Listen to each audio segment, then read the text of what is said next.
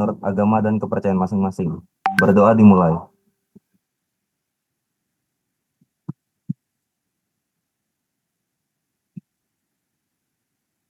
Berdoa dicukupkan.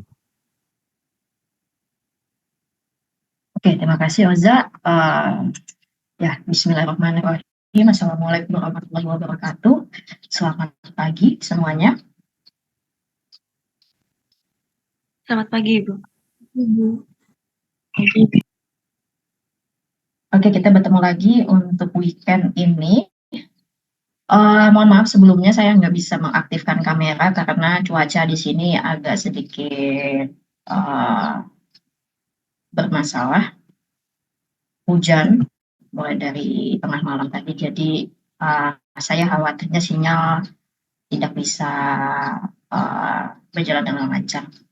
Oke, hari ini kita akan membahas lanjutan tentang distribusi obat dan bahasan tentang metabolisme, ya, metabolisme obat di dalam tubuh. Let me share to you. Oke, sudah terlihat screen sharing saya? Sudah, Ibu. Oke, ya.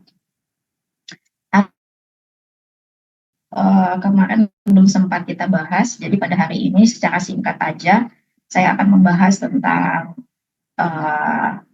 sambungan terutama volume distribusi, kemudian ikatan protein ya dalam plasma.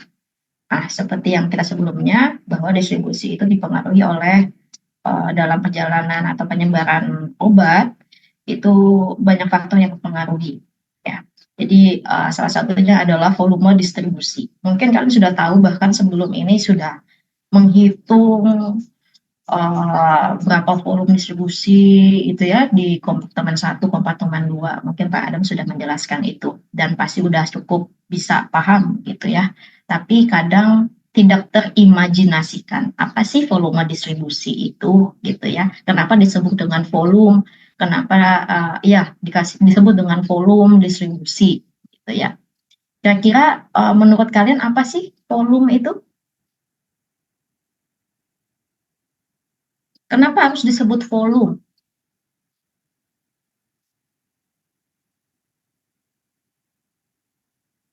Kenapa dia harus disebut volume distribusi?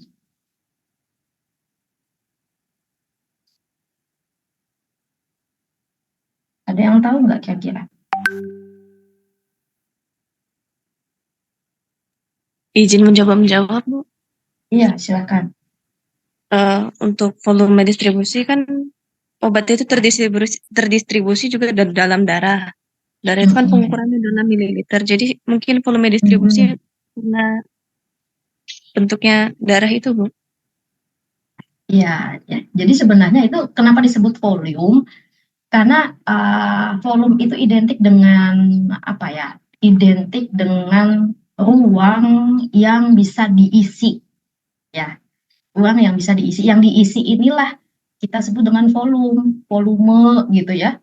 Kalau Indonesia bilang volume. Jadi berapa volume sih yang atau berapa jumlah, kita nggak bisa hitung jumlah ya, kita jumlah itu kan kita satuan nih, kalau misalnya dalam bentuk padatan dia satuan ya, masa nggak mungkin kan kita hitung satu-satu gitu ya, tapi kita bisa bisa menghitung secara volume gitu, secara total keseluruhan di dalam tempat itu tuh berapa sih jumlahnya gitu ya gitu.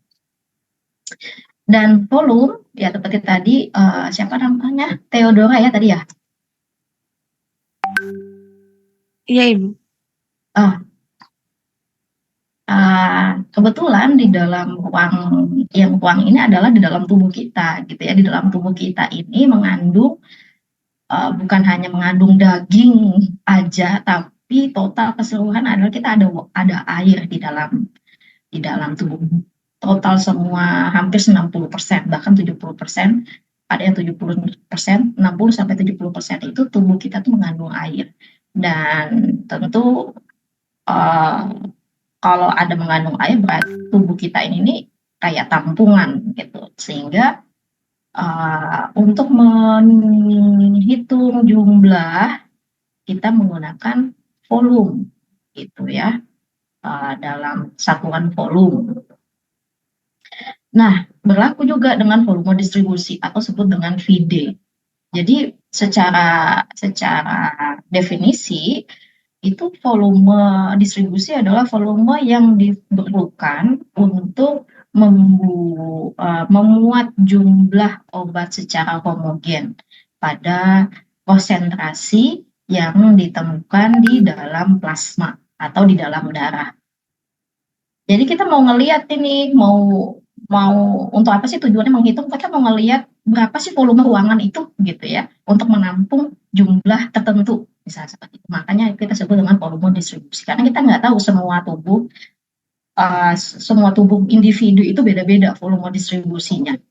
apalagi di dalam tubuh itu ada kompartemen-kompartemen lain, seperti saya bilang tadi yang sebelumnya minggu lalu, kalau misalnya kalian masih ingat ya, kompartemen itu ada kompartemen lain di dalam tubuh, yaitu jaringan-jaringan ataupun organ-organ tubuh lainnya gitu ya, dan di mana organ tubuh tersebut pun juga punya ruang juga, dan yang di mana masing-masing ruang-ruang tersebut atau masing-masing organ tersebut dia memiliki volume distribusi yang berbeda-beda gitu ya, volume yang berbeda-beda, sehingga perlu kita hitung volume distribusinya untuk juga mengetahui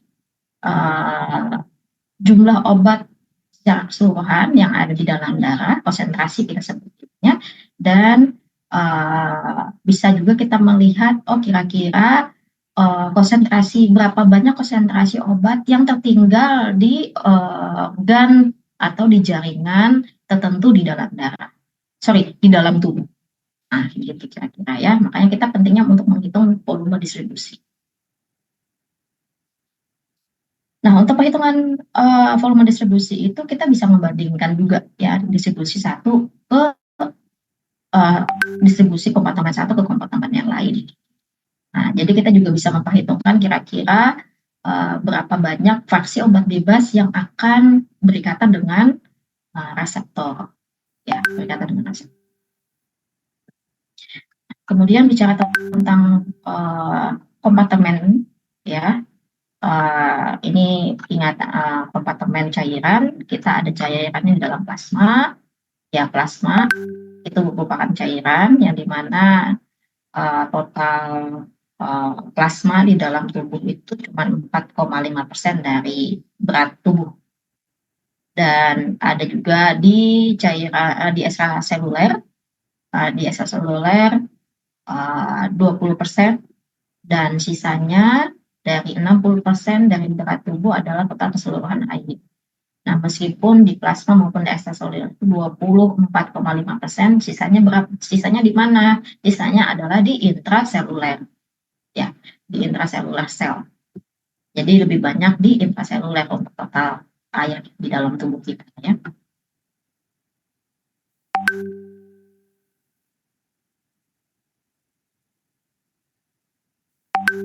Nah, volume distribusi itu kita sebut dengan, kadang juga disebut dengan semu ya. Kenapa dalam artian semu? Karena dia kadang cepat berubah, dia mengalami perubahan, ya, mengalami perubahan.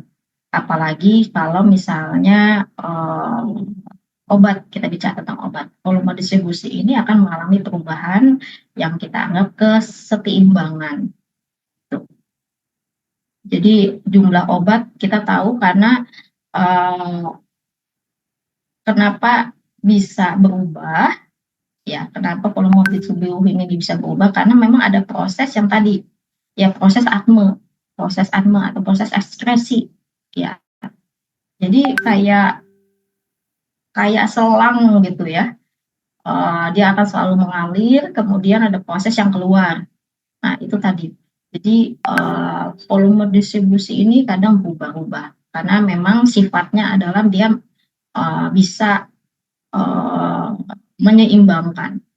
Gitu. Jadi tidak kaku ya, kayak kalau misalnya sekali lagi saya analogikan adalah misalnya dari gelas ya. Kalau gelas itu tuh kan bentuknya udah volume distribusinya ya segitu aja di dalam yang ditampung gitu ya. Tapi dalam tubuh ini berbeda.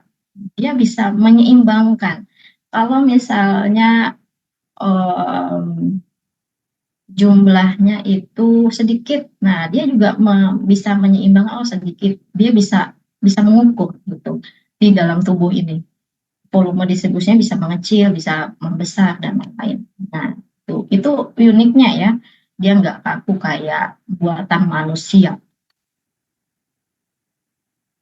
Nah, eh, oleh sebab itu kita di volume distribusi ini karena dia semu dan berubah-ubah itu, oleh sebab itu kita selalu menghitung volume distribusi, ya, selalu menghitung volume distribusi setiap obat. Karena tadi yang saya bilang ketika obat itu masuk, obat lain misalnya yang kayak tadi ya gelas, kita tuangkan air putih, dia tetap begitu gitu ya volumenya, jumlahnya berapa volumenya tetap sama. Kita masukkan kecap kah, kita masukkan sirup kah, air gula kah, kan tetap sama, volumenya sekian gitu. Tapi kalau tubuh kan beda. Nah, itulah di dalam tubuh ini untuk mengukur kadar obat, ya, kadar obat terutama di dalam plasma, itu kita harus mengukur atau mengambil, ya, untuk mengukur dan mengambil darah untuk menetapkan nilai volume distribusinya, ya, menilai volume distribusi. Volume distribusi ini diukur setelah atau sesaat pemberian obat, ya, sesaat pemberian obat. Jadi nggak butuh waktu lama kita nunggu baru untuk kemudian menghitung volume distribusi. Jadi volume distribusi itu harus segera kita hitung setelah obat itu masuk di dalam tubuh. Karena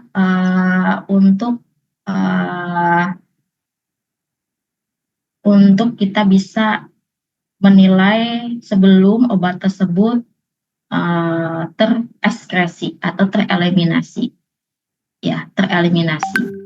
Terutama tereliminasi ya. Jadi eliminasi itu beda loh ya sama ekskresi. Nah, eliminasi ini itu pada saat proses metabolisme itu udah masuk eliminasi. Ya, jadi ada beberapa obat yang ketika udah masuk metabolisme dia udah masuk dalam proses eliminasi. Kalau sedangkan ekskresi itu udah keluar semuanya. Ya. Jadi intinya adalah untuk penetapan nilai VD atau nilai volume distribusi ini kita harus mengambil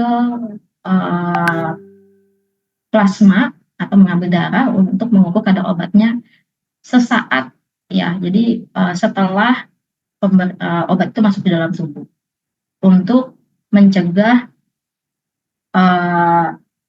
nilai volume distribusi yang bias. Nah, yang dimana kita sebut dengan T0, ya, T0. Jadi obat itu masuk, kemudian kita langsung ukur kadar obatnya di dalam darah.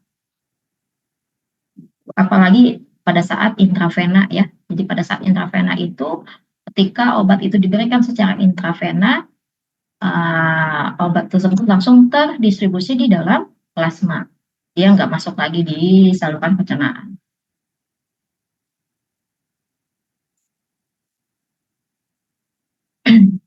Nah, ini contoh perhitungannya, kalian sudah tahu ya, kemarin sudah dijelaskan kayaknya untuk rumusnya.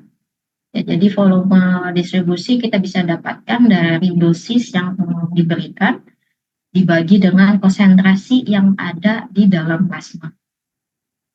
Ya. Contohnya adalah misalnya pasien diberikan obat dengan dosis 100 mg, kemudian pada saat pengambilan darah kita dapatkan konsentrasi obat dalam darah sekitar 5 mg per liter. Untuk menilai volume distribusi, ya kita pakai rumus yang tertera gitu ya. Jadi tinggal 100 mg dibagi dengan 5 mg. Maka didapatlah hasil 20 liter. Ya, 20 liter. Nah, itu. volume distribusi, ya, volume distribusi obat tersebut. Jadi volume distribusi akan berbeda ketika dosisnya juga berbeda, konsentrasi yang didapatkan di dalam darah juga berbeda. Makanya kita sebut dengan volume distribusi semua. Nah, volume distribusi satuannya bisa mililiter, bisa juga liter, tapi biasanya kita gunakan liter, ya, dan ada juga dalam bentuk persentasi atau persentase berat badan. Kalau untuk mendapatkan persentasi persen, maka tinggal dikalikan saja VD yang didapatkan dari liter dibagi dengan berat badan, kemudian dibagi dengan 100%. Maka kita bisa dapat hasil persentasi dari volume distribusi atas berat badan.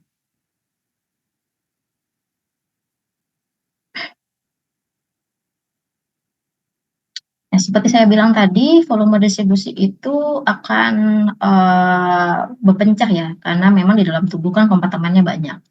Ada yang berkaitan dengan komponen dalam, ada organ, kemudian bisa juga dengan lipid, protein, dan lain-lain.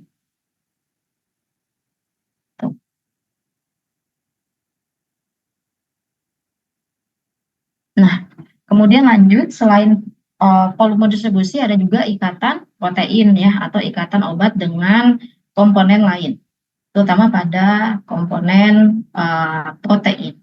Nah, protein ini paling banyak terdapat dalam plasma di dalam pembuluh darah, ya.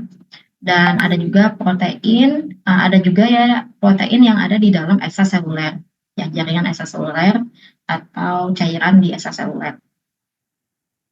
Nah, obat bukan hanya berikatan dengan reseptornya saja maupun dengan protein, tapi di obat juga dapat berikatan. Ini obat ini dalam artian obat bebas ya, versi obat bebas ini sudah ada di pembuluh darah di dalam plasma. Obat bebas juga berikatan dengan sel darah, baik itu sel darah merah, sel darah putih, ya, kemudian hemoglobin, gitu ya. Tapi juga ada juga yang berkaitan dengan tulang, kemudian lemak, ya, itu juga ada obat tersebut, obat-obat tertentu yang berkaitan. Nah, tentu akibat dari ikatan-ikatan ini, maka jumlah fraksi obat bebas pun akan berkurang, ya, akan berkurang. Nah, mungkin saya singgung juga minggu lalu, ikatan obat ini apakah reversible atau irreversible. Jadi sifatnya reversible ya, dapat lepas kembali, ya, dapat terlepas kembali. Nah, jadi ada juga yang bersifat irreversible. Nah, tapi secara umum itu bersifat reversible. Dia bisa lepas kembali, kemudian dia berikatan dengan reseptor, ya. Nah, obat itu paling sering berikatan dengan protein, ya, protein di dalam plasma. Nah, ikatan ini itu tadinya sifatnya reversible, itu tergantung ada apa ya, tergantung kuat atau lemahnya ikatan, ya, kuat atau lemahnya ikatan. Ketika ikatan obat bebas dengan protein plasmanya itu lemah, dia akan mudah sekali lepas, gitu ya. Tapi ada waktu yang atau ada masa atau ada waktu yang dia berikatan, gitu ya. Tapi dia mudah terlepas. Nah, ada juga yang sangat susah untuk dilepas atau sangat susah untuk terlepas. Bahkan tidak pada saat dia sudah masuk fase ekskresi pun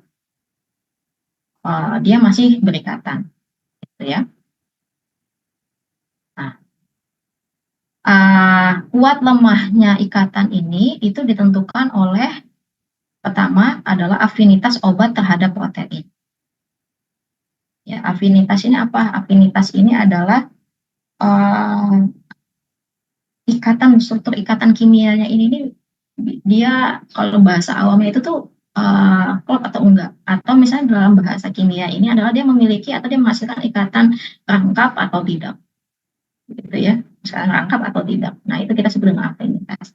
Kemudian sensornya adalah kadar obat, ya, berapa jumlah kadar obatnya, kemudian kadar proteinnya juga.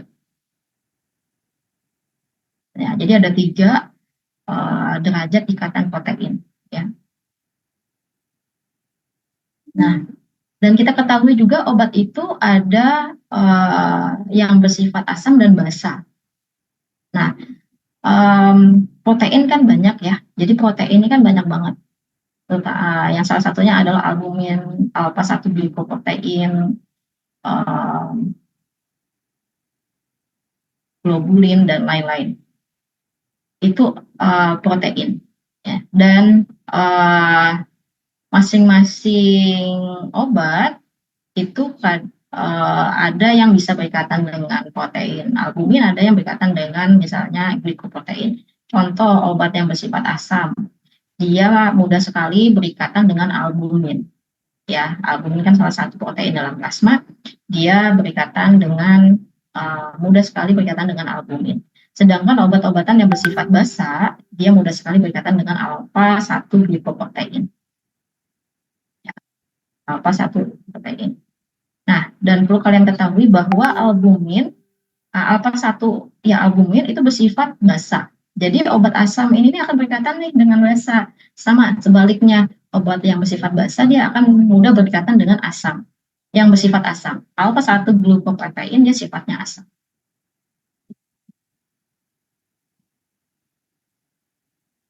Nah, ini contoh-contohnya yang mudah berikatan dengan albumin itu seperti bilirubin. Ya, ini kan komponen dalam tubuh darah juga ya. Jadi selain obat-obatan, ada juga yang komponen dalam tubuh lainnya yang mudah berikatan juga dengan albumin, seperti bilirubin, kemudian fatty acid, kemudian vitamin C, dan obat-obatan seperti salisilat, sulfonamid, kemudian penisilin, ya, golongan barbiturat, tetrasiklin, itu berikatan dengan albumin. Nah, ada juga yang obat-obatan yang bersifat basa, ya, selain juga obat-obatan yang bersifat basa seperti hormon pun juga bisa berikatan dengan globulin, ya, atau salah satunya adalah alpha glucoprotein. Nah, seperti contohnya adenosin, kemudian guanin, streptomycin, chloramphenicol, kemudian digoxin, dan kumarin. Ya, dia bisa berikatan dengan globulin. Karena yang saya sebutkan tadi, dia sifatnya basa. Soal saya masih jelas ya? Terdengar jelas ya? Masih, Bu. Ya, oke. Nah, mungkin kalian sudah juga sempat mendengar interaksi obat ya, interaksi obat.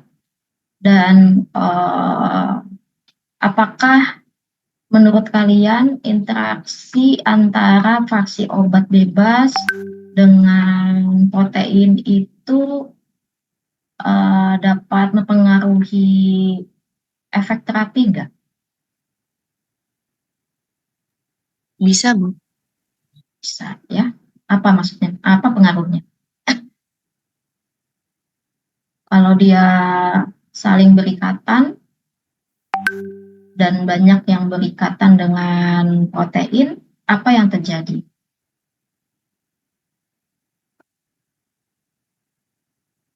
Dari segi efek terapeutiknya.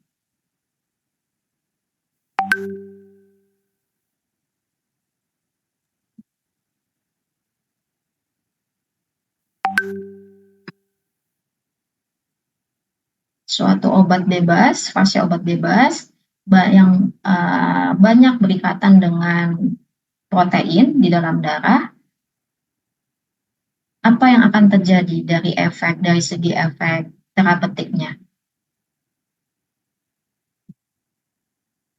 Apakah Izin dia juga. semakin, ya silakan. Kalau misalnya obatnya semakin banyak berikatan dengan protein plasma kan berarti yang bebas sedikit. Jadi otomatis yang berikatan dengan reseptor yang menimbulkan efeknya jadi sedikit. Jadi obatnya kurang. Oke, ya kurang berefek jadinya ya secara terapeutik. Kurang berefek jadinya secara farmakologi maupun terapeutik. Dan kebalikannya, vice versanya, kalau misalnya fraksi obat dalam darah itu tidak banyak interaksi terhadap protein, maka fraksi obat bebas itu akan kadarnya jauh lebih banyak. Nah, kalau lebih banyak pun dia bisa efek terapeutiknya lebih cepat, namun ada juga dapat berakibat toksisitas ya, karena banyaknya kadar fraksi obat bebas di dalam tubuh. Karena pertama kita berkaitan dengan dosis ya.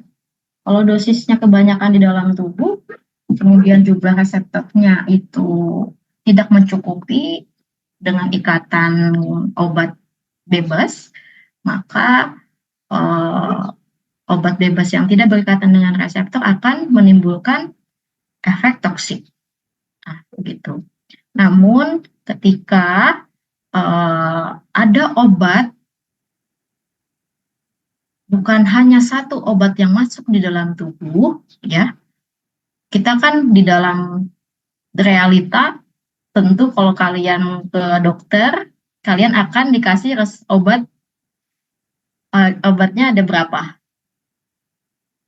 Pernah nggak dikasih obat satu sama dokter?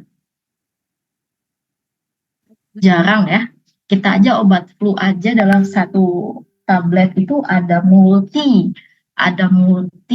zat aktif.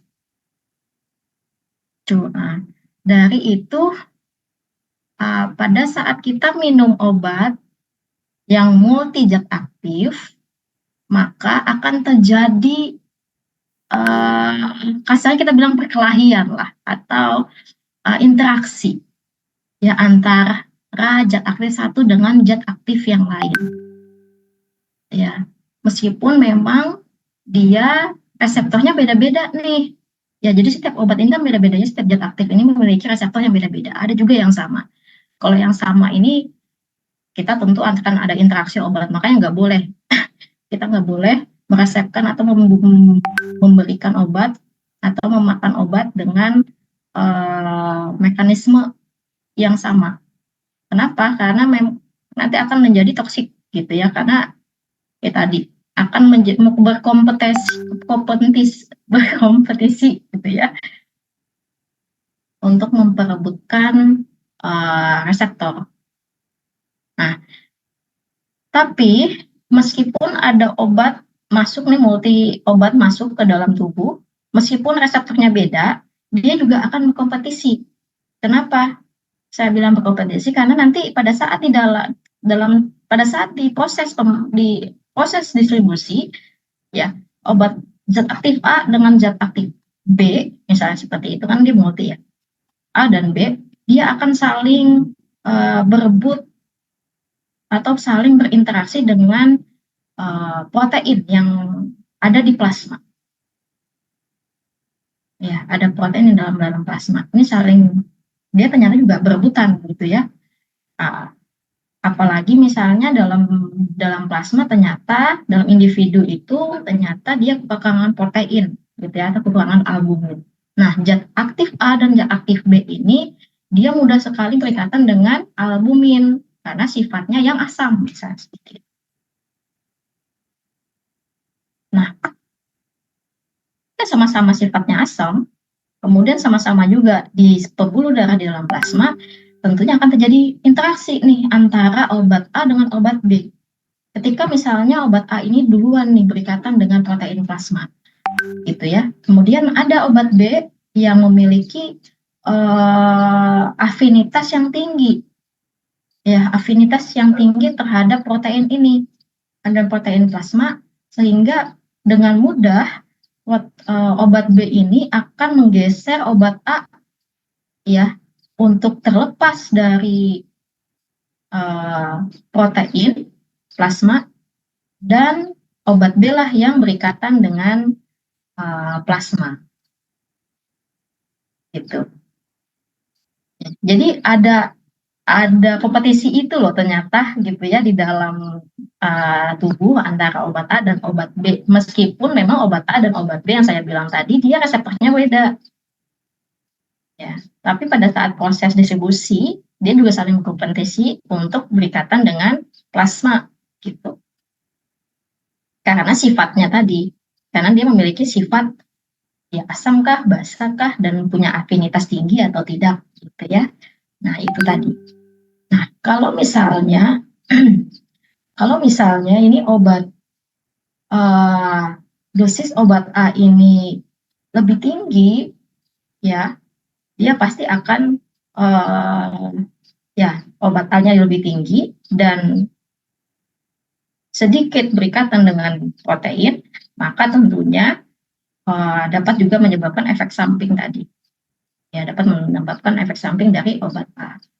Atau obat A ini mudah sekali bersifat toksik gitu ya, karena kadarnya berlebihan ya di dalam darah.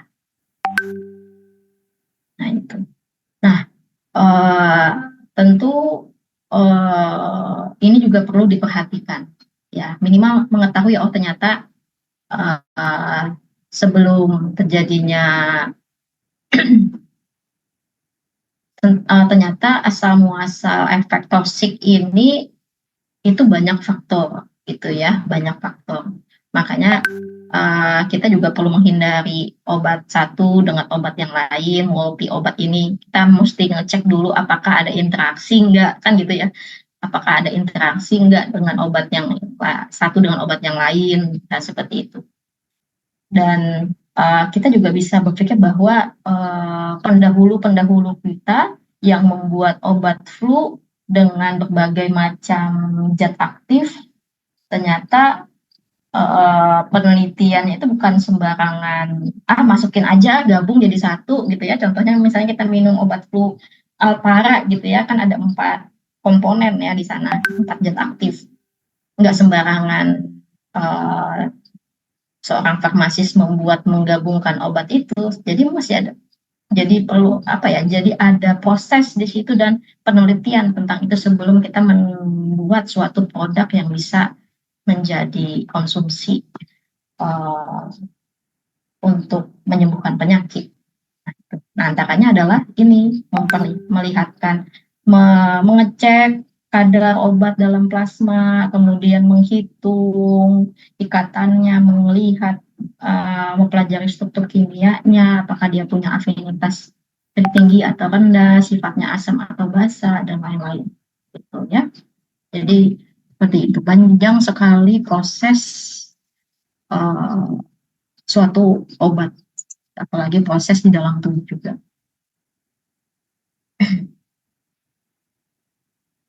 Nah, ini tadi jadi faktor yang mempengaruhi besarnya ikatan protein plasma ya, protein plasma dengan obat. Pertama adalah kuantitas protein tersebut, banyak atau sedikitnya protein di dalam tubuh. Tadi saya sudah singgung sebelumnya, setiap individu itu punya kuantitas jumlah protein itu yang berbeda-beda.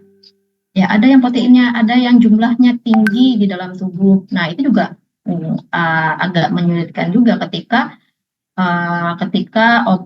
ada obat yang dikonsumsi gitu ya, tapi mudah sekali berikatan dengan protein, ternyata efek terapeutiknya berkurang gitu kan. Makanya kalau pasien-pasien masuk rumah sakit itu juga harus dicek darahnya, terutama adalah protein plasmanya. Nah, untuk menentukan dosis ya, dalam untuk penentuan dosis juga harus dicek protein plasma di dalam darah pasien. Ya, itu. Kemudian sifat fisikokimia obat, ya, apakah dia punya struktur kimia bagaimana, punya ikatan rangkap atau single dan lain-lain. Kemudian bersifat asam atau tidak, apakah ada interaksi obat, gitu ya. Obat satu dengan obat yang lain, dan apakah ada status penyakit. Nah, ini contohnya obat-obatan yang mudah sekali berikatan dengan sel darah, seperti contohnya adalah pentobarbital, penotiazin, penitoin, dia mudah sekali berikatan dengan hemoglobin. Kemudian anhidrat karbonik, dia mudah sekali berkaitan dengan asetalasulamid, dan di membran sel itu obat seperti imipramid, kemudian protamazid, dia berkaitan dengan sel darah putih. Sel darah merah.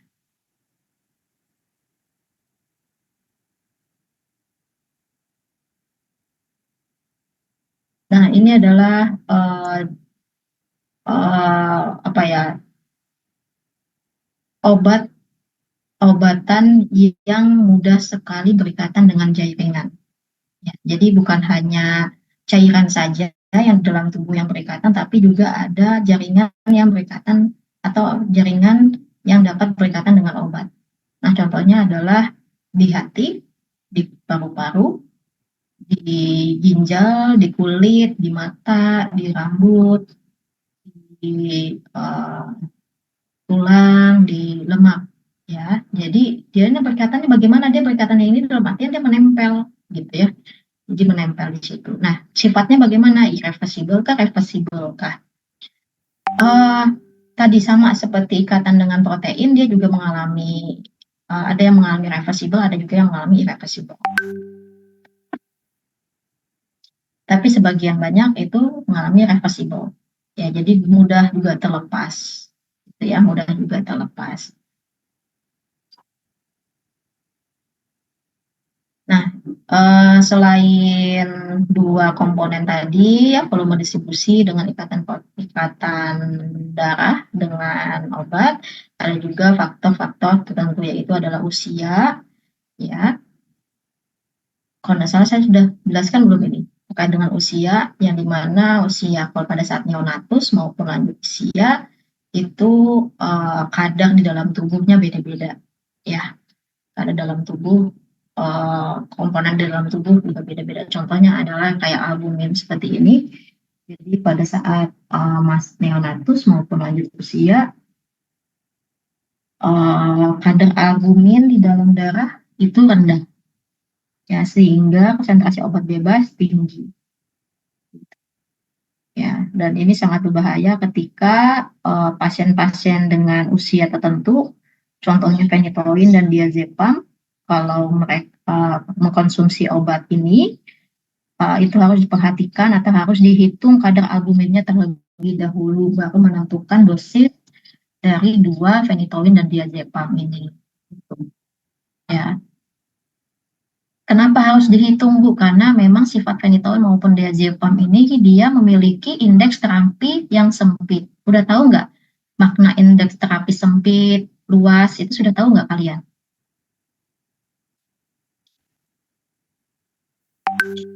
Sudah, Ibu. Sudah ya? Iya. Jadi bisa make sense kalau misalnya saya jelaskan indeks terapi sempit, indeks terapi luas, itu sudah tahu kalian. Jadi nggak perlu saya jelaskan lagi. Nah, dua obat ini dia memiliki sifat indeks terapi yang sempit, sehingga kalau misalnya dosisnya tinggi gitu ya, tinggi sedikit aja dia sudah mencapai kadar toksik gitu, dapat mempengaruhi pasien tentunya kalau misalnya dia udah naik di atas kadar toksik. Jadi perlu diperhatikan, Mas, perlu sangat diperhatikan. Nah, terutama tadi pada pasien-pasien yang udah lanjut usia gitu, dan memiliki kadar albumin yang rendah.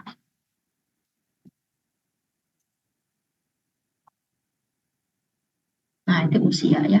Kemudian ini yang penyakit.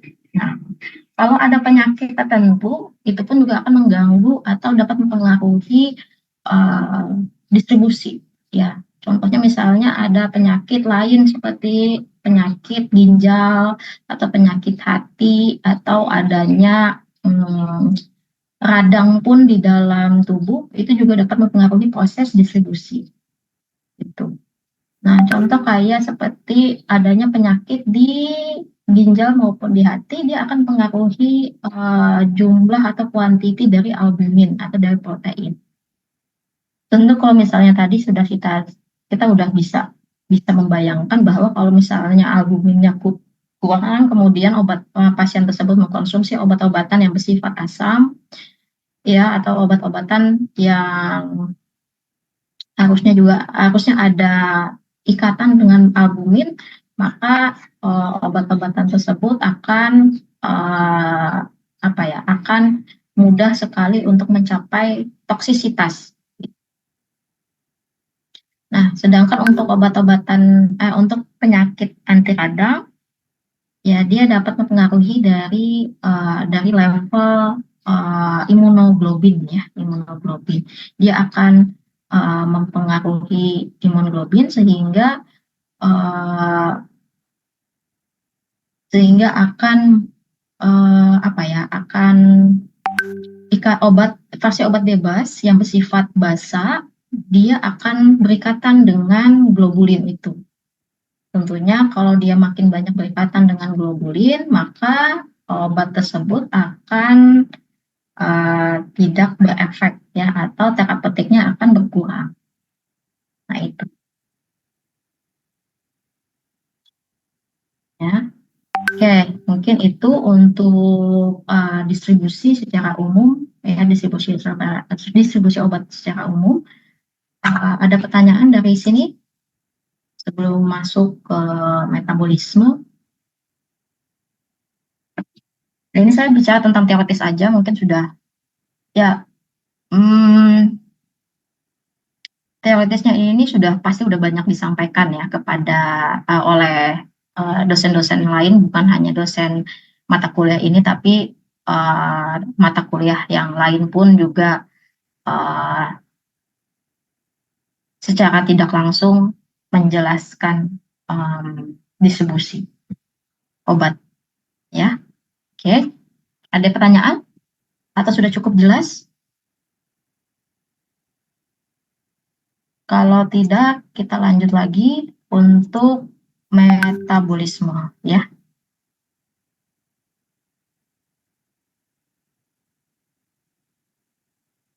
Oke, screen saya kelihatan, ya? Kelihatan, Bu. Oke, ya. Nah, kita lanjut ke metabolisme. Jadi setelah distribusi, tentu kita akan bahas tentang metabolisme, ya. Metabolisme, apa sih metabolisme itu, gitu, ya. Jadi kita akan bahas itu. Jadi metabolisme ini adalah ketika ini sebenarnya juga salah satu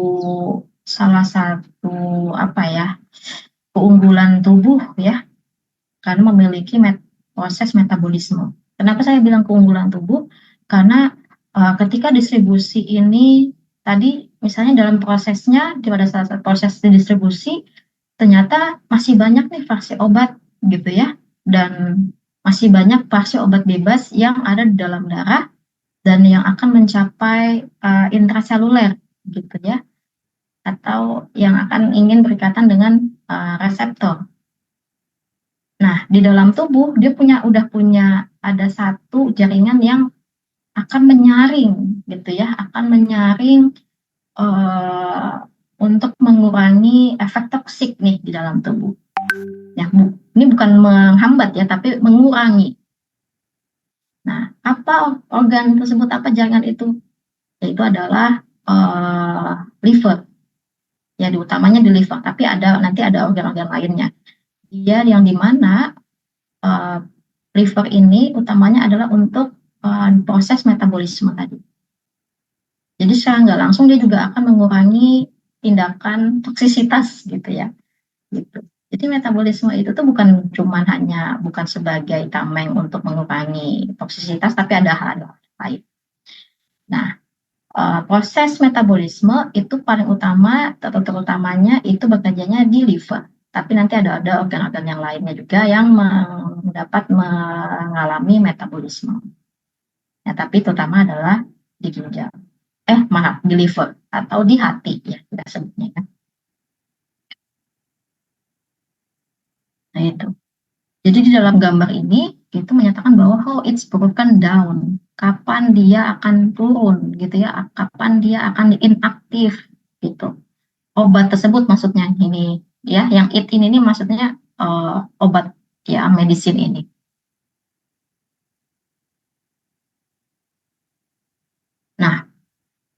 seperti tadi saya bilang, jadi metabolisme itu utamanya adalah dia akan menginaktifkan obat fraksi obat bebas yang ada di dalam darah.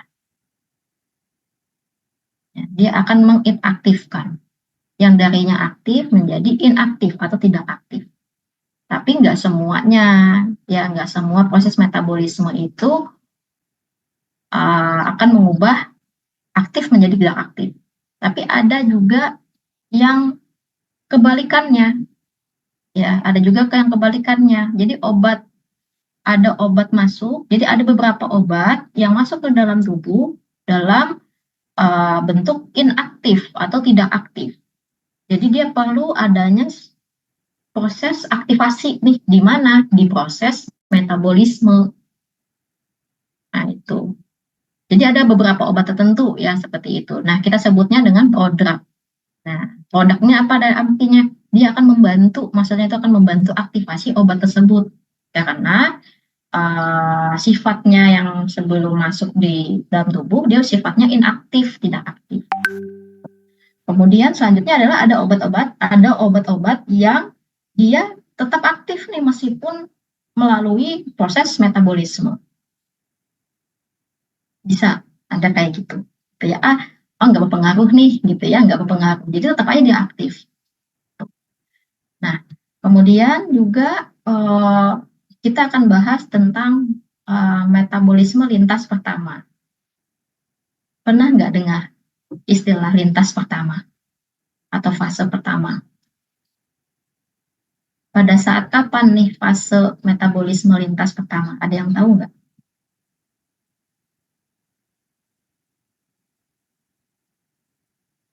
Ya, ketika obat-obatan ya yang diminum secara oral, ya, maka dia akan mengalami metabolisme lintas pertama.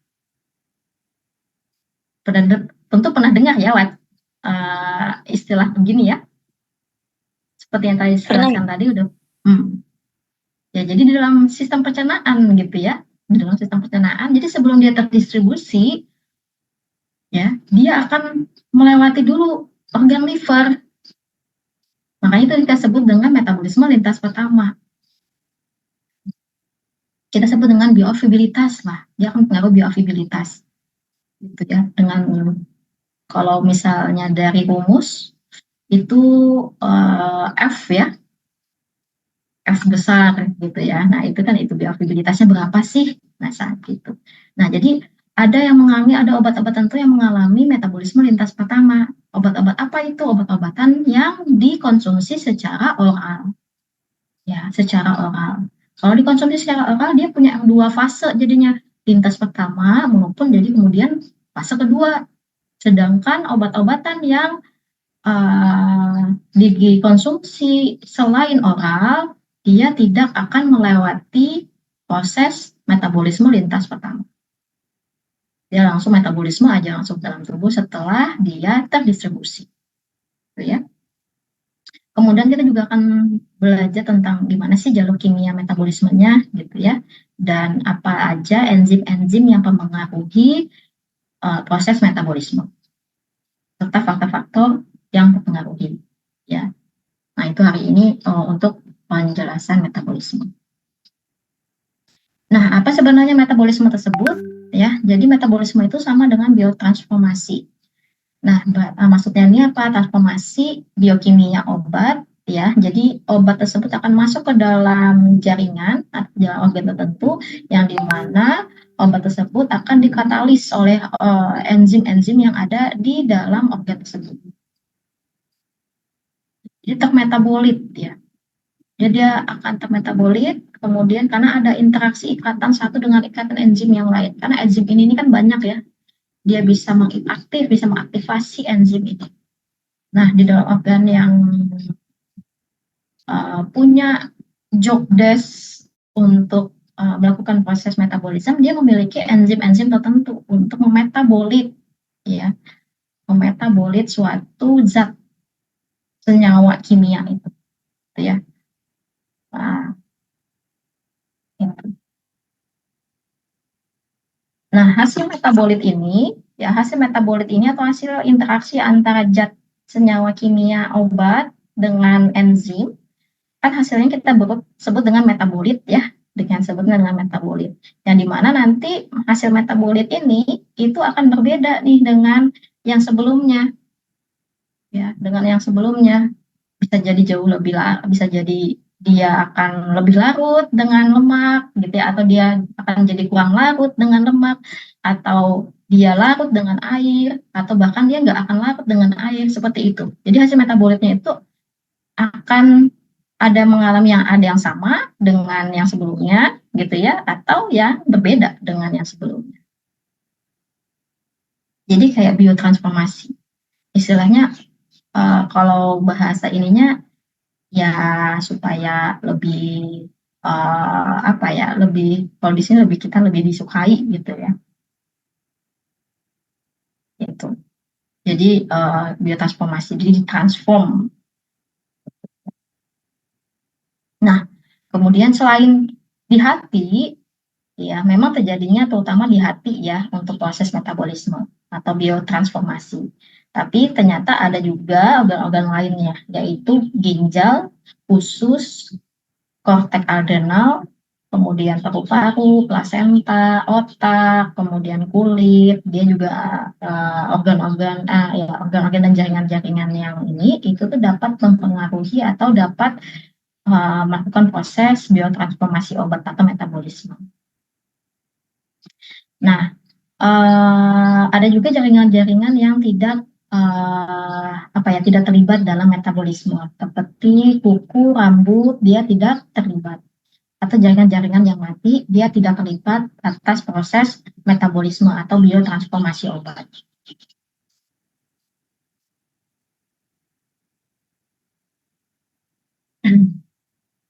Nah, seperti yang saya dikatakan di awal, proses metabolisme itu ada beberapa macam.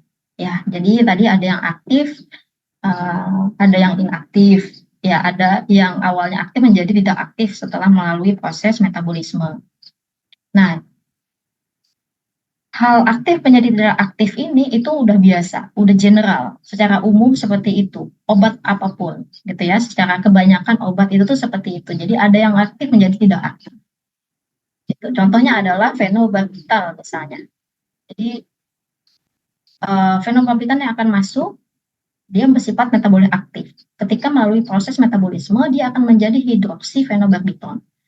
Nah, ada hidroksi di sini, ada tambahan senyawa kimia ikatan di struktur ikatan kimia dari fenobarbital yang maka akan mengubah efeknya, yaitu menjadi tidak aktif. Nah, obat yang menjadi tidak aktif ini dia tidak akan berikatan dengan reseptor. Ya, jadi tentu bukan hanya syaratnya adalah bebas dari ikatan manapun, tapi dia juga dalam bentuk aktif. Jadi ketika obat vaksin obat itu ada di dalam darah, ketika dia bebas dari ikatan manapun, dia akan menuju reseptor. Tapi kalau misalnya dia tidak aktif, dia tidak akan bisa menuju reseptor. Dia bisa menuju reseptor, tapi tidak bisa berikatan dengan reseptornya. Jadi syaratnya banyak nih obat bebas ini untuk berikatan dengan reseptornya. Dia pertama harus aktif dulu, kemudian nggak ada ikatan dengan manapun, seperti itu ya. Jadi baru dia bisa berikatan dengan reseptor. Nah itu, kira-kira begitu. Jadi kalau misalnya obat-obatan fenobarbital, contohnya seperti itu yang termetabolisme semuanya, tentunya dia tidak ada efeknya jadinya, gitu ya, karena termetabolisme semuanya. Tapi kan jarang ya semua obat misalnya dalam dosis tertentu masuk ke dalam darah, masuk dalam tubuh, kemudian dia termetabolisme, semuanya termetabolisme dalam satu kali itu jarang. Tapi pasti ada beberapa lainnya. Ya, jadi as you know, kalian harus tahu bahwa suatu obat ya yang ketika dikonsumsi dalam satu kali itu bukan hanya memiliki proses metabolisme satu kali, tapi dia berkali-kali ya. Kenapa bisa berkali-kali? Karena ada sirkulasi darah gitu. Darah kan selalu mengalir ya, selalu mengalir cepat di dalam tubuh nih. Kita aja yang nggak sadar darah kita ini mengalir karena nggak kerasa gitu kan, darah ini ngalir gitu.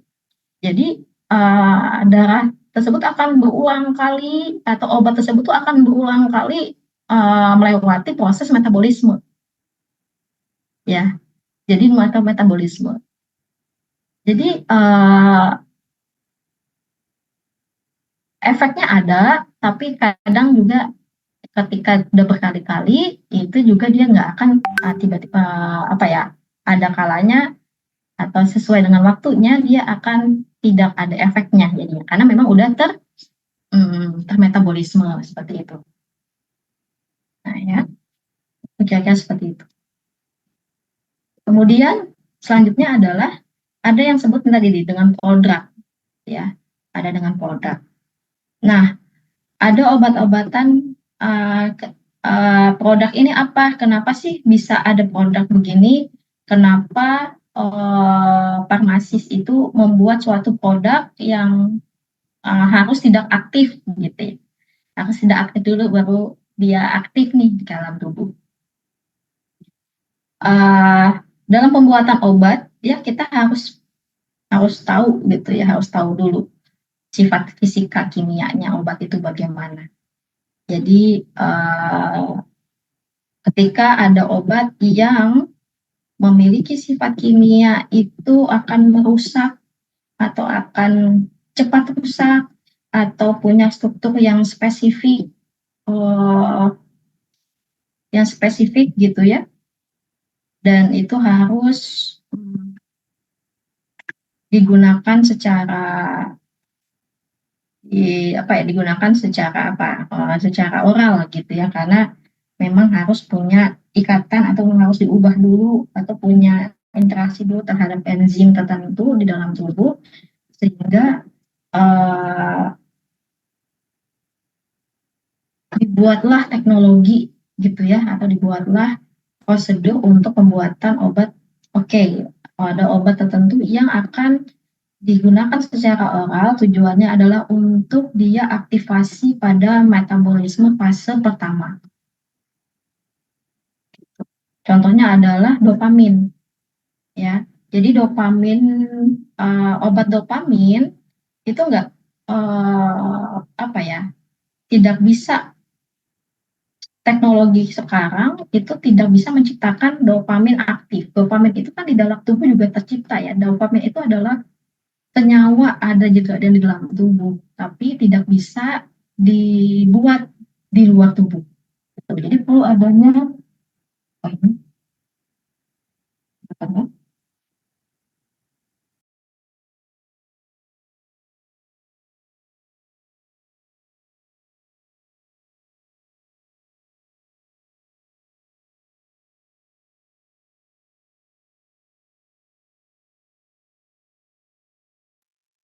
Oke, suara saya terdengar ya? Terdengar, Bu. Oke. Ini berbicara dengan dopamin ya. Jadi dopamin itu tidak bisa tidak bisa dibuat secara utuh dopamin itu dalam bentuk aktif, sehingga perlu adanya, sekarang sudah ada sih sebenarnya dopamin dalam bentuk intravena. Tapi ada obat-obat tertentu yang dalam bentuk misalnya dari bahan alam, misalnya ekstrak bahan alam, itu bukan dalam bentuk dopaminnya, tapi dalam bentuk zat kimia yang lain seperti L-dopa. Ya, jadi L-dopa itu ketika dia akan berinteraksi atau berinteraksi dengan enzim metabolisme, dia akan berubah struktur kimia menjadi dopamin dalam bentuk inaktif. Dan ada obat-obat tertentu, ya, ada obat atau industri tertentu yang menggunakan L-dopa ini untuk pemberian ke pasien, gitu ya, pemberian ke pasien. Dan harus dengan cara oral, karena harus melewati dulu sistem pencernaan untuk melewati proses namanya metabolisme lintas pertama. Dia harus masuk dulu ke liver gitu ya, atau untuk proses metabolisme untuk menjadi aktif. Nah, contohnya seperti itu. Jadi contohnya L-dopa dan menjadi dopamin. Nah, kemudian juga ada juga obat-obatan yang dia aktif dan dia juga menjadi aktif, tetap tetap dalam proses dia aktif, kemudian dalam prosesnya dia melewati proses metabolisme, kemudian dia tetap menjadi aktif. Nah, itu apa ya? Itu juga diperlukan. Nah, contoh kayak seperti diazepam. Nah, diazepam ini kenapa juga dia disebut dengan indeks terapi yang sempit? Karena itu tadi dia nggak bisa, susah untuk diinaktivasi, ya, tidak bisa dan susah ya, bukan tidak bisa, susah untuk terinaktivasi. Ketika dia masuk nih diazepam, pasien yang mengkonsumsi diazepam sudah dalam bentuk aktif, kemudian dia masuk dalam proses metabolisme, dia akan berubah memang senyawa kimianya, tapi tetap dalam bentuk aktif. Nah, meskipun berubah, ya tadi seperti yang di sini dikatakan bahwa diazepam akan menjadi oxazepam. Nah, oxazepam ini itu masih bisa berikatan dengan dengan reseptornya karena dia aktif, gitu. Ya meskipun dia jadi oxazepam. Nah, makanya kenapa juga dikatakan diazepam ini dia masuk dalam indeks terapi yang sempit. Karena dia mudah, meskipun dia melewati fase metabolisme, dia masih tetap aktif. Nah, itu tadi sifat. Kalau misalnya obat-obatan yang bukan hanya diazepam saja ya, jadi ada obat-obatan tertentu yang seperti phenytoin kah juga sama gitu ya. Jadi ada obat-obatan tertentu juga yang memang ketika dia udah aktif kemudian menjadi aktif, tetap menjadi aktif. Nah, itu juga mesti hati-hati. Makanya golongan-golongan obat tersebut itu tuh obat-obatan yang tetap melewati, ketika ada obat-obatan yang ketika melewati proses metabolisme dia tetap menjadi aktif, maka itu akan masuk ke dalam list dengan terapi yang sempit, list indeks terapi yang sempit. Bukan hanya diazepam, jadi ada beberapa obat, terutama omeprazol juga itu juga indeks terapi yang sempit juga masuk dalam situ. Nah, itu.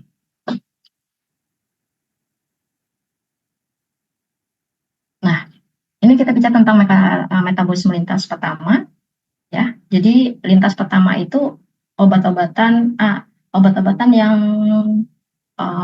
diminum secara oral, dia pasti akan melalui metabolisme lintas pertama, ya, akan melalui pasti, ya, lintas pertama, karena first pass metabolism itu tentunya pada saat sebelum memasuki sirkulasi sistemik. Jadi melewati saluran pencernaan dulu, dia baru nanti dia akan masuk ke metabolisme lintas pertama. Nah, bagaimana nasibnya kalau misalnya obat-obatan ini melewati metabolisme lintas pertama, ya? Nah, nasibnya adalah akan terjadi penurunan bioavailabilitas obat. Bioavailabilitas obat, gitu ya? Pasti kalian udah hitung deh, berapa F-nya, gitu ya? Kalau misalnya kalau obatnya dikasih intravena, dikasihnya secara intravena, berapa nilai F-nya? Ada yang tahu nilai bioavailabilitasnya? Ingat nggak? Sudah dipelajari kan?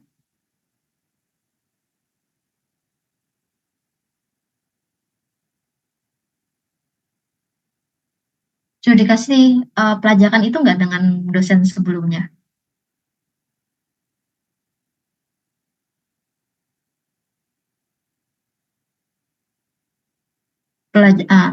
Pernyataan saya gini, ketika obat diberikan secara intravena, berapa nilai bioavailabilitasnya? Ada yang tahu? 100%. Tuh, F-nya berarti 1 ya. Karena 100%. Kenapa kira-kira 100%? Karena obatnya langsung masuk ke dalam peredaran darah, Bu. Iya, betul. Ya. Jadi masuk dalam peredaran darah. Nah, ketika obat ini yang melewati lintas pertama, bioavailabilitasnya akan semakin berkurang, bukan jadi 100% lagi. Jadi bawah 100%. Gitu ya. Di bawah 100% bioavailabilitasnya. Makanya kalau di dalam rumus, kita juga harus, ini kan pelajaran biofak sama farmakokinetik ya, tentunya nanti saya pikir sudah diajarin nih dengan rumus dengan Pak Adam. Ketika ada suatu obat, pasti ada soal ketika ada obat diminum secara oral, dia nilai F-nya adalah 0,8. Nah, maksudnya gimana tuh? Nilai F sama dengan 0,8. Maksudnya ada yang tahu nggak? Izin jawab. Maksud, silakan. Jadi yang kalau 0,8 berarti hanya 80% yang sampai di peredaran darah. Iya, betul. Ya, jadi udah cukup paham. Ya, jadi ternyata kita bisa imajinasikan, ternyata obat ini diminumnya secara oral karena ada diketahui nilai F-nya 0,8. Nah, maksudnya 0,8 itu apa? 0,8 itu maksudnya adalah nilai bioavailabilitasnya itu sebesar 80% penurunannya. Jadi cuma 80% saja nih yang aktif gitu. Ya, available yang tersedia gitu ya. Available ini kan tersedia ya. Bioavailabilitas itu apa sih kalau misalnya kita ini bioavailabilitas, obat yang tersedia ya. Maksudnya obat yang tersedia ini obat yang kadar obat yang tersedia lah istilahnya, bukan kadarnya ya. Tapi obat tersedianya berapa? Sekitar 80% gitu. Aja 20%-nya kemana? 20%-nya ya inaktif, yang tidak aktif kan. Kalau yang tidak aktif ini bagaimana nasibnya, Bu? Misalnya 20%-nya ini kemana? Dia langsung menuju proses ekskresi, gitu ya. Nah itu, jadi obat-obatan yang udah terjadi proses metabolisme yang inaktif, menjadi nggak aktif nih, ya udah dia langsung terekskresi, gitu. Karena obat yang tidak aktif tadi dia tidak akan menuju ke reseptor, ngapain dia bilang gitu. Secara otomatis, ngapain nih aku menuju ke reseptor juga nggak aktif ya. Jadi obat yang tidak aktif ini akan ke proses ekskresi. Nah kayak gitu loh kira-kira ya ininya.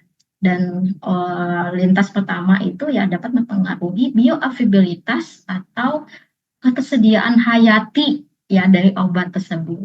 Nah makanya bioavailabilitas ini kata lainnya adalah ketersediaan hayati. Ya, nah itu. Nah, efek dari lintas pertama ini akan apa ya? Akan tidak akan terlewat ya ketika obat itu diberikan secara parenteral seperti yang dikatakan Theodora, karena obat itu langsung masuk ke dalam pembuluh darah, tidak melewati sistem pencernaan. Nah,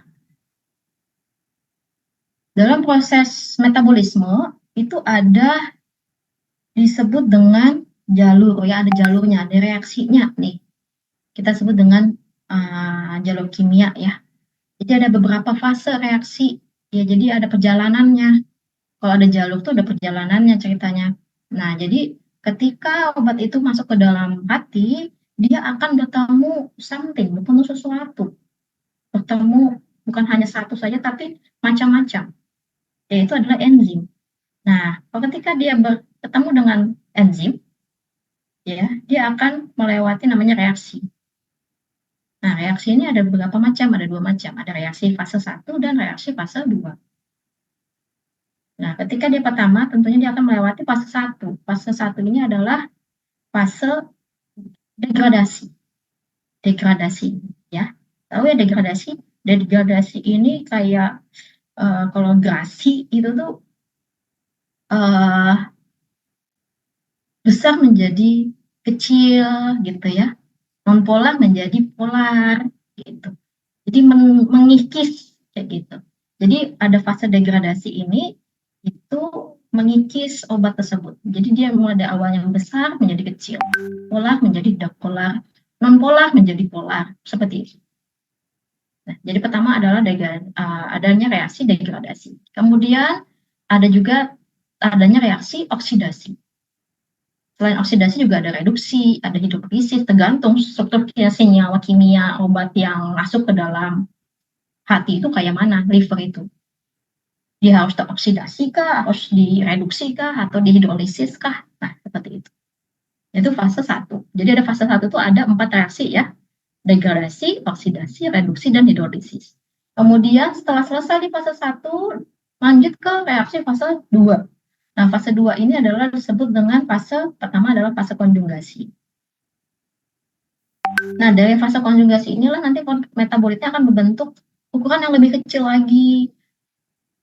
Kemudian yang bisa larut dengan air dan sifatnya tidak aktif. Nah, obat-obatan yang konjugasi inilah obatnya yang akan terekspresi karena cairannya udah kecil gitu ya, udah bisa menembus ginjal, mudah sekali tersaring dengan ginjal, tidak tersaring oleh ginjal ya, sehingga tidak mengalami reabsorpsi, kemudian dia tidak aktif dan mudah larut dengan air sehingga mudah keluar melalui ginjal, melalui urin. Karena ada fase konjugasi tadi di proses metabolisme di dalam. Nah, ini fase 1 tadi akan mengalami oksidasi, reduksi, hidrolisis ya tadi ya, setelah mengalami degradasi tadi. Nah, proses oksidasi dan reduksi maupun hidrolisis itu dipengaruhi oleh beberapa enzim. Ya, beberapa enzim. Contohnya enzim-enzim yang mikrosomal maupun non-mikrosomal. Ya, mikrosomal ini yang enzim, ya, di mana mikrosomal ini biasanya itu disebut dengan sitokrom P450. Ya, enzim hati itu ada banyak ya, tapi yang memiliki job desk sebagai mengoksidator, ya, itu adalah sitokrom P40. CYP, kita bilang CYP450. Nah, itu di dalam hati ya. Nah, itu dia akan mengoksidasi zat aktif tersebut. Zat aktif, ya, zat aktif atau fraksi obat bebas ya. Nah, kemudian ada juga yang non-mikrosomal, seperti mitokondria, enzim dari mitokondria, sitoplasma, dan pun plasma. Nah, dia akan mempengaruhi proses oksidasi maupun reduksi maupun hidrolisis.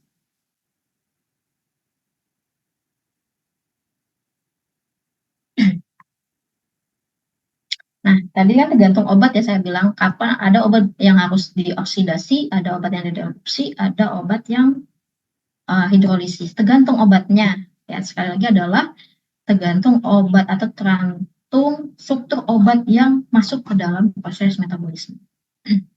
Yang terjadi obat mana yang terjadi akan bereaksi oksidasi ketika obat-obat tersebut memiliki gugus aromatik atau gugus alifatik, ya, atau dia juga punya gugus alkali atau amina.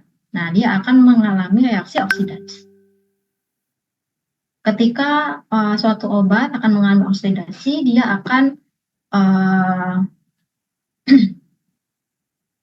menambahkan gugus OH gitu ya, akan tertambah gugus OH, kemudian dia akan dealkalisasi ya, dia oksidasi nitrogen maupun sulfat, dia akan menambah penambahan gugus tersebut, kemudian ada nambah gugus sulfurisasi juga, kemudian adanya oksidasi dari sitoplasma dan oksidasi mitokondria.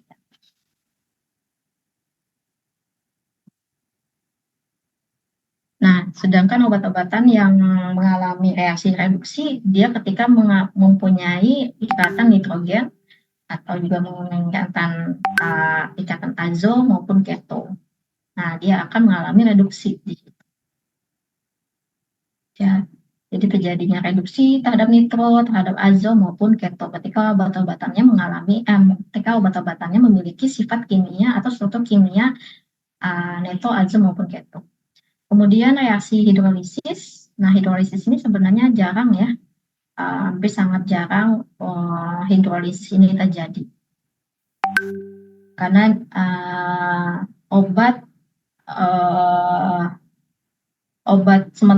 yang senyawa kimia yang digunakan sebagai obat itu biasanya hampir seluruhan tidak bisa terjadi reaksi hidrolisis, gitu ya, atau pengurangan gugus H hidrogen, ya. Nah, kemudian masuk dalam fase kedua setelah 4 fase tadi atau fase pertama itu langsung dalam fase konjugasi. Nah, fase konjugasi ini penambahan ya. Jadi ada penambahan konjugasi, yaitu adalah penambahan senyawa glukuronida, N-asetil, sulfat, asam amino, metil, glutathione, dan fosfat, sehingga akan berubah. Ya, contohnya seperti ini. Ya, ada beberapa senyawa kimia obat, misal contohnya asam salisilat. Ya, akan salisilat ketika dia berinteraksi dengan glukuronid, ether, dia akan menghasilkan ketika dia masuk ke dalam ini ya, maksudnya berinteraksi dengan enzim, dia akan menjadi glukuronid dan menjadi ether maupun ester dari glukuronid. Nah, di sini dia akan, ini kan kita terkonjugasi jadinya dia. Dan konjugasi ini dia akan menjadi tidak aktif. Ini secara umumnya adalah ketika obat berikatan dengan asam glukuronaturidin difosfat yang ada di dalam liver, maka dia akan terkonjugasi, akan menghasilkan glukuronid, gitu ya. Nah, glukuronid ini akan tidak bisa tidak akan berikatan dengan reseptor, gitu ya, glukuronid ini, sehingga harus dibuang. Nah, ini contoh dari kalau misalnya dia berikatan dengan UDPGA. Kalau dia berikatan dengan asetil, ya. Nah, kalau misalnya ada obat-obatan yang memiliki nitrit, nah gugus nitrogen, ya. Nah, dia akan berikatan dengan asetil. Dia akan mengalami N-asetil transferase, kita sebutnya. Nah, dia akan menghasilkan RNH COCH3. Ya, akan menghasilkan COCH3 ini, asetil di dalam sini ikatannya. Ya, ikatannya akan menjadi asetil, jadi akan berikatan dengan asetil dan dia tidak aktif. Nah, ini juga sama dengan fosfat. Ya, dia akan juga sama dengan fosfat. Ketika suatu zat kimia masuk ke dalam tubuh memiliki ikatan fosfat, dia akan mengalami fosfat transferase. Yang mana fosfat transferase akan mengubah struktur kimianya. Dia akan menjadi fosfat akan lepas, ya, jadi nggak ada fosfat di sini, jadi sulfat. Ya, karena terkonjugasi oleh sulfat. Ya, seperti ini. Jadi memang agak sedikit, kenapa kita orang farmasi itu harus juga kuat kimia ya, gitu, karena memang berhubungan dengan ini. Meskipun memang kita nggak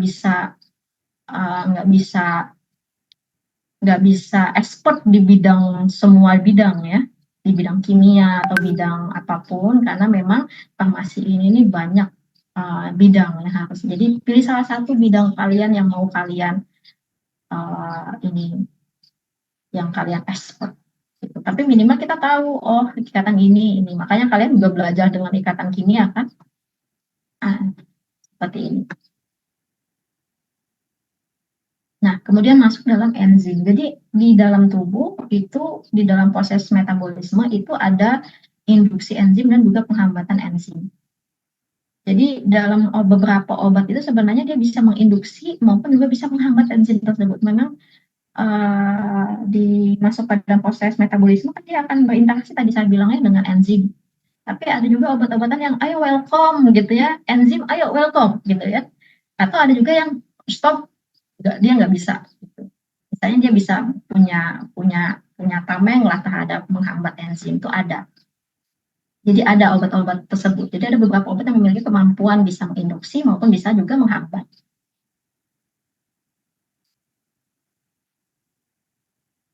Nah, kalau dia bisa bersifat menginduksi atau maupun dia menghambat, dia akan menunjukkan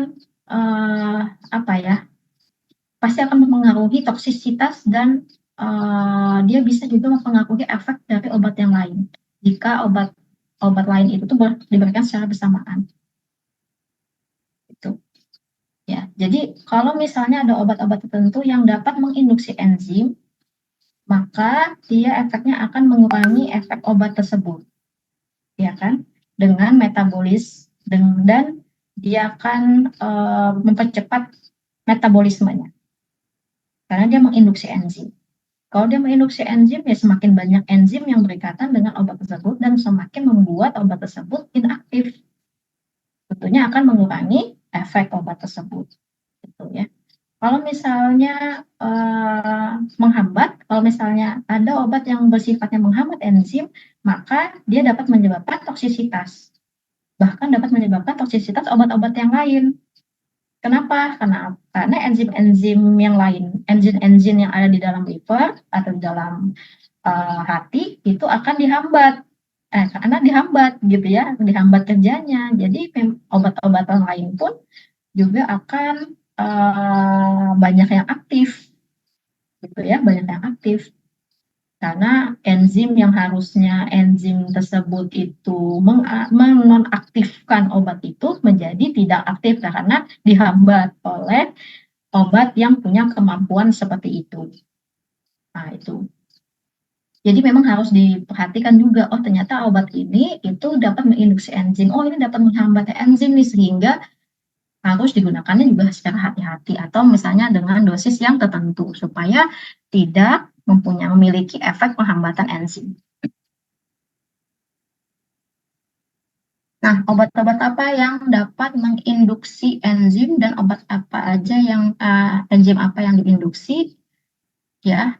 Dan ini adalah tabelnya ya, bisa kalian baca di sini ya. Jadi ada enzim yang dapat menginduksi obat-obat, ada obat-obat tertentu yang dapat menginduksi enzim tadi yang saya bilang. Dan enzim tertentu apa saja ada di tabel sini. Contohnya adalah fenobarbital, phenytoin, contohnya semacam ini, carbamazepin, efampiren, glukokortikoid, dia dapat menginduksi CYP3A4 ya, sitokrom P3A4. Yang di mana enzim tersebut ketika terinduksi dia akan menurunkan efek dari obat-obat tersebut atau ada vitamin D3, teopilin, makrolida, dia akan menurunkan obat tertentu gitu ya, karena dia semakin diinduksi gitu ya, semakin diinduksi enzimnya. Sama juga rifampicin sama fenobarbital ya, dia dapat menginduksi CYP3A4, kemudian CYP2C9.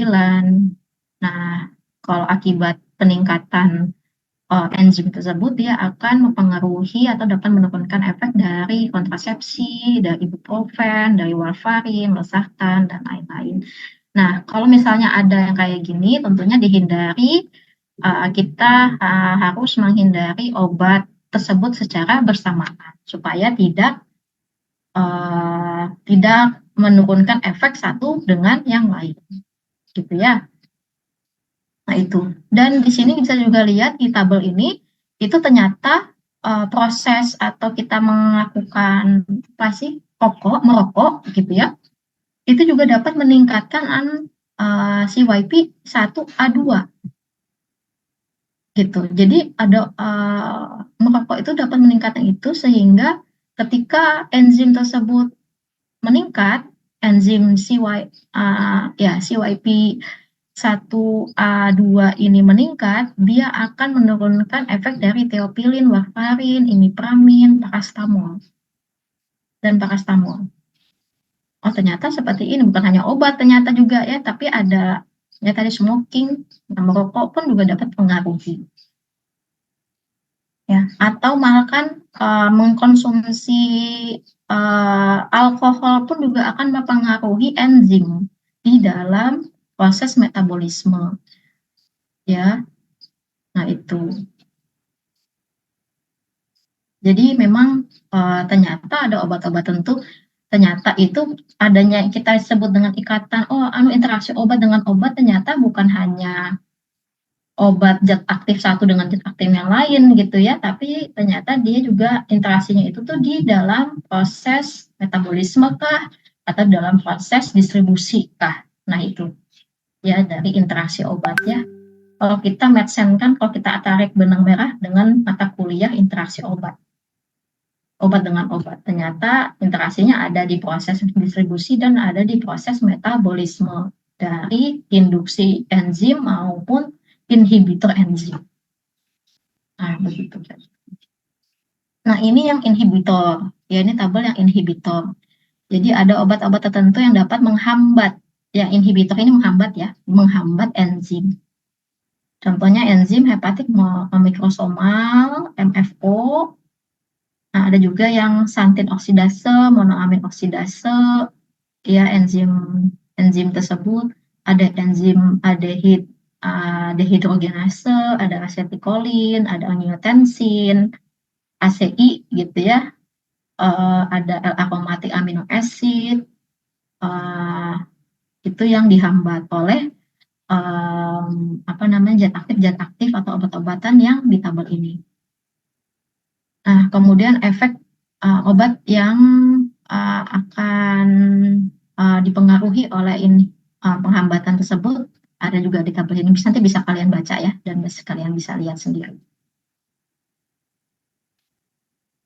Nah, terakhir faktor-faktor yang mempengaruhi metabolisme. Jadi bukan hanya yang tadi ya, tapi juga ada usia juga, jenis kelamin juga mempengaruhi, hampir sama dengan distribusi tadi ya, distribusi obat dia hampir sama, usia, jenis kelamin.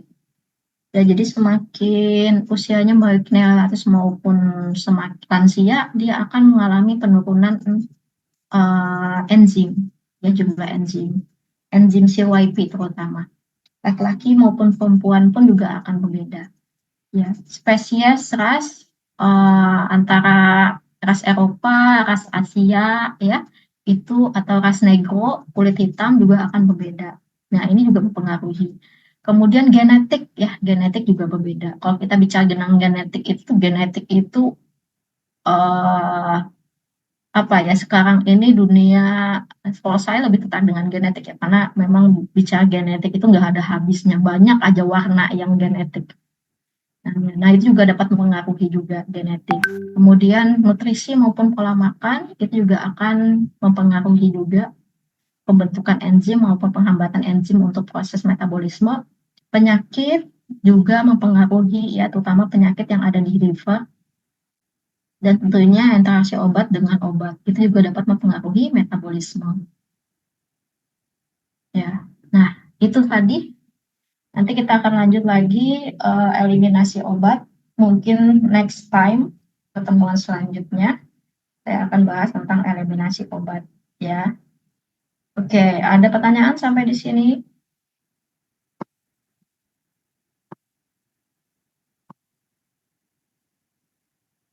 Ya, jadi kalau misalnya nggak ada pertanyaan, mungkin saya anggap sudah cukup paham ya tentang pelajaran hari ini.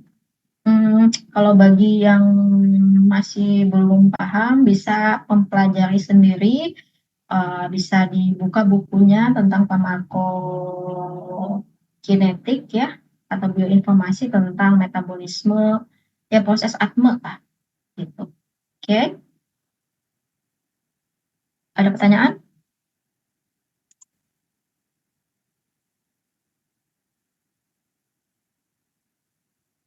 Tidak ada? Sudah absen semua? Sudah, Saya Ibu. belum absen, Bu. Siapa yang belum absen?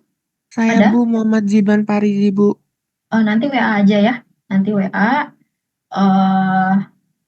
Nanti silakan WA ke saya supaya saya nanti akan absenkan secara manual. Oh, baik, Bu. Terima kasih, Bu. Oke. Ada lagi? Jadi kalau di sini yang ada yang masih belum sempat absen, silakan WA saya secara pribadi. Nanti saya akan bantu untuk manualkan. Oke? Oke. Mungkin itu saja untuk hari ini. Terima kasih banyak sudah meluangkan waktu pada weekend hari ini. Nanti untuk slide mungkin saya akan berikan ke